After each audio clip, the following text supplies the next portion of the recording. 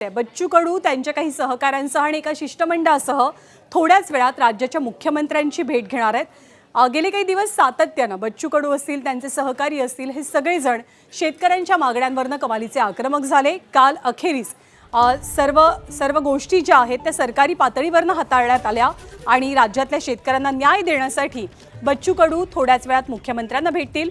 आणि या भेटीनंतर फडणवीस सरकार दिलासा देणार का, एखादा मोठा निर्णय जाहीर होणार का, कर्जमुक्ती होणार का, या प्रश्नांची उत्तरं पुढच्या काही तासात मिळतील। नागपूरमध्ये हजारो शेतकऱ्यांसह रस्त्यावरती उतरलेले बच्चू कडू तासाभरातच मुख्यमंत्र्यांना भेटणार आहेत। सह्याद्री अतिथीगृहावर बैठक होईल। या बैठकीमध्ये कडूंच्या मागण्यांसह 7 एप्रिलच्या बैठकीत घेतलेल्या निर्णयांबद्दल सुद्धा चर्चा होणार आहे। या उच्चस्तरीय बैठकीला मुख्यमंत्र्यांसह दोन्ही उपमुख्यमंत्री हजर असतील, मुख्य सचिव असतील आणि विविध विभागातले 30 वरिष्ठ अधिकारी सुद्धा उपस्थिती दर्शवतील। त्यामुळे आजच्या बैठकीत शेतकऱ्यांच्या कर्जमाफीबद्दलचा निर्णय होईल अशी दाट शक्यता व्यक्त होते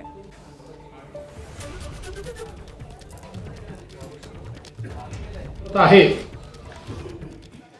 आज तुम्ही चर्चा कराल, सगळं होईल, त्यानंतर सरकारची जी भूमिका असेल सकारात्मक असेल तर तुम्ही जल्लोष कराल, जर नकारात्मक भूमिका असेल तर पुढचं पाऊल काय असेल? ते आंदोलन करू, आक्रमक करू, ते आंदोलन करू, आक्रमक करू। शेतकऱ्यांच्या भावनेशी खेळ करण्याचा यांना अधिकार दिलाच कोणी हो? तुम्ही 1 वर्षापूर्वी सांगताय की आम्ही 7/12 तुमचा कोरा करणार आहे, त्यावेळी राज्याची आर्थिक स्थिती यांना माहिती नव्हती का? त्यावेळी स्वतः देवेंद्र फडणवीस उपमुख्यमंत्री होते, एकनाथ शिंदे मुख्यमंत्री होते आणि अजित पवार त्याही वेळा अर्थमंत्रीच होते। या तिघांनाही राज्याची एकूण आर्थिक स्थिती माहीत होती का नाही? मग का तुम्ही शेतकऱ्यांच्या भावनेशी खेळ खेळला? एखाद्याचं हित होत असेल, चांगलं होत असेल, राज्य सरकार समजा अडचणीत असेल तर आम्ही त्यांना मदत करू की हा।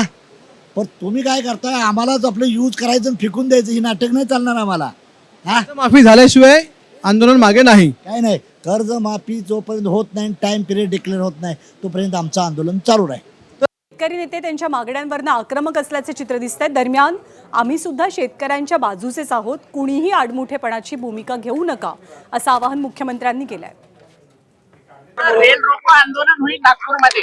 असं आहे की आमची चर्चा आहे संध्याकाळी 7 वाजता मी आणि दोन्ही उपमुख्यमंत्री आणि आमचे मंत्री हे आम्ही सगळे त्या ठिकाणी त्यांच्या शिष्टमंडळासोबत चर्चा करणार आहोत आणि चर्चेतनं मार्ग निघत असतात।